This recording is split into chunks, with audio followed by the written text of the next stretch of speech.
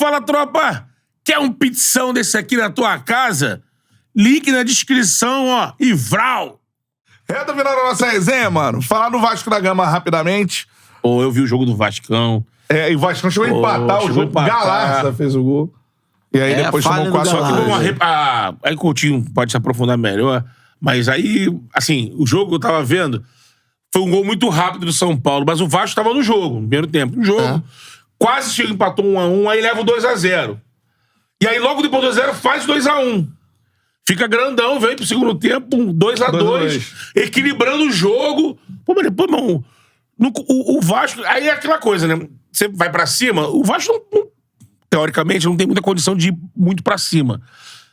Fez o 2-2, de repente ali era uma hora de dar uma cozinhada, tentar pisar a bola. Mas foi no ímpeto, amigo. Abriu assim, de uma forma.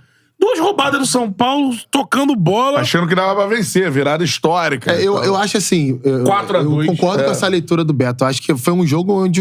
Não foi um jogo pra 4-2. Se você pega, o São Paulo não foi tão superior ao Vasco assim. Mas já é o segundo jogo, porque o Vasco não era pra ter perdido pro Santos também. Pois é. É aquele detalhezinho ali da concentração, sabe? Eu queria falar uma palavra aqui, mas ela é muito chula, né? Melhor não falar isso. Mas internamente no futebol se fala isso, né? Como, tipo assim, como se fosse um virgem da bola, entendeu?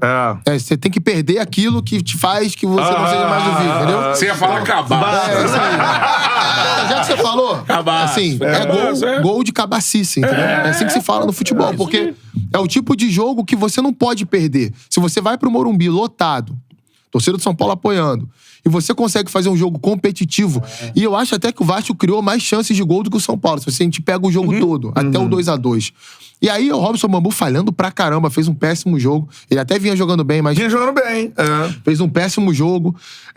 Detalhes assim... Figueiredo tava bem, né? Tava bem no jogo também. Pô, aquele gol ali de escanteio aos 39, sabe? Aquele erro de marcação ali, sabe? É o tempo que, meu amigo, o cara não vai cabecear aquela bola não pra foi frente. Pior do que Léo Pereira machucado. Tu vai dar uma mãozada no cara, tu vai entrar na frente do cara, mas o cara não vai cabecear aquela bola, entendeu? Naquele momento, não. E o 4º gol é o efeito de depois ter sofrido o 3º. O time desabou mentalmente no jogo.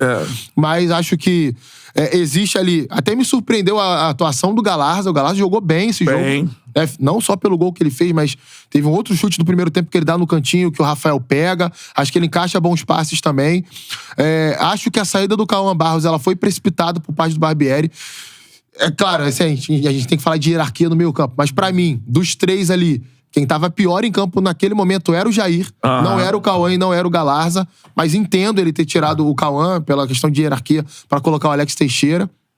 Também acho que não era o momento de fazer aquela mexida. Acho que poderia ter esperado um pouquinho mais. Mas é aquilo, né, cara? Essa cabacice que a gente falou, ela tem que parar, cara. Tem que parar. Sabe? Isso é uma coisa que foge um pouquinho da questão da análise do futebol. Mas não tá mais em campo do que... Eu continuo isso. Sou um defensor do trabalho de Maurício Barbieri. Tá mais em campo. Tá mais em campo do que fora, porque a galera tá pedindo a demissão do Barbieri, cara. É porque, cara, o Barbieri... existe um ranço ali... Mas seu pichado, né? Fora Barbieri. Existe meio que um ranço ali dele ter passado pelo Flamengo, né? Eu não digo nem de origem, porque assim, ele não é um cara... um profissional formado no Flamengo. Sim. Ele passou pelo Flamengo. Ele é formado pelo Audax. Ele treinou o Audax de São João de Meriti lá atrás. Treinou o Audax São Paulo, né? Guarani, uma opção de clube antes de ter voltado ao Flamengo. E também pelas declarações que ele deu depois do jogo contra o Santos. Acho que ele foi muito infeliz ali. Ali foi. Ali ele tocou num vespeiro que ele não deveria ter tocado no momento que ele tá buscando a afirmação. Rebaixamento. Fala que o Santos estava acostumado com a Série A. Mas eu falei isso aqui já. Eu lembro muito bem do ano que o Vasco não sobe na Série B e que o Zé Ricardo era o técnico. Você vê ele um time organizado e que, mano... Sim. Essa dificuldade do Vasco de construir jogo, de matar o jogo, não é de hoje, mano. E aí o Zé Ricardo tava lá, 1-0, 0-0, tudo mais, invicto, se eu não me engano, xingando, vai jogando mal, o Zé Ricardo sai. E, pô, a temporada depois do Vasco vai por água abaixo, assim. Então, assim, eu acho que tá nesse momento. É de 21, né? Série B de 21. O Zé Ricardo vai treinar o Shimizu do Japão. Isso aí. E foi o melhor... não, cara, foi agora o Zé Ricardo, não foi? Foi agora, só que ele foi na Série B que o Vasco sobe. Voltando. Tem certeza? Foi. Zé Ricardo... Eu tenho que lembrar. O Zé Ricardo 21, ó. Zé Ricardo 21, ele começa bem a Série B pelo Vasco, se eu não tô enganado. Aí o Vasco, depois que ele vai pro Shimizu, Japão, inclusive ele é rebaixado pelo Shimizu. Começa... Por que eu acho que é 20... Que eu tenho certeza que é 21. Ele é rebaixado em 21 com o Shimizu, começa a Série B de 22 com o Shimizu. Ou é rebaixado em 22, começa a Série B do Japão de 23 do Shimizu, aí acaba demitindo depois. O fato é que a gente tá confundindo os anos. O trabalho do Zé Ricardo era bom e depois não foram trabalhos tão bons. 22. Ele tava pra vir aqui, Então foi o time que subiu. Então ele tava pra vir aqui e ele foi embora. Isso. Zé Ricardo tava no Vasco. E o Vasco viveu a cultura dele, ó. Não, o Vasco sobe por causa dos pontos conquistados pelo Zé Ricardo. No início do campeonato. Faz o primeiro turno brigador. E sobe na última rodada ainda, né? Vencendo o Ituano, toda uma batalha de Itu. Uma batalha, meu. Então assim, sobe por causa do Zé Ricardo e a galera, mano, com a pressão e tudo mais. E pra mim era visível que o time era ruim. O elenco era ruim. E hoje eu vejo um elenco bem limitado. Não é um elenco ruim como era, Na obviamente. Série A é limitado. Muito limitado. E muito jogador jovem, muito jogador que tá buscando afirmação ainda. A gente falou do Robson Bambu. Robson Bambu, vai oscilar. Cara, ele não teve 10 rodadas como titular na Série A na vida dele. Sim. Né, em sequência. E mostrando um bom desempenho. E hoje ele é titular da zaga do Vasco. O Lucas Piton é um lateral de bom nível, mas que tem problemas defensivos. O Puma Rodrigues tá se adaptando ao futebol brasileiro. Aí tu vai pro meio campo. Hoje o meio campo titular do Vasco é Jair, Cauã, Barros e Galarza. É isso. O Galarza, no início do ano, não servia pro elenco. Tava jogando estadual enquanto os caras estavam nos Estados Unidos.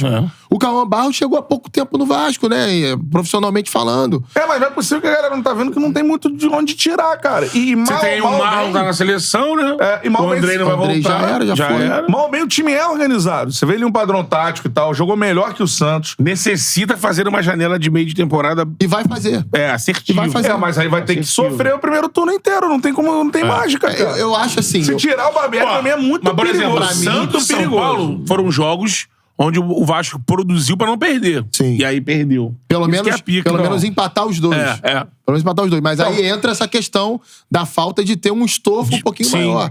Né? E eu acho o seguinte... Tem um controlador de jogo. Eu acho que ainda não é o momento da demissão do Barbieri. É isso que eu tô falando. Não é. Eu também acho que não. Pra mim, o Vasco hoje precisa alinhar a estratégia pensando no material humano que tem. Contra o Santos, eu nem vou dizer nada, porque é outro jogo. É dentro de São Januário lotado, com o time do Santos que vai jogar por uma bola. O Odair não tem vergonha nenhuma de fazer isso.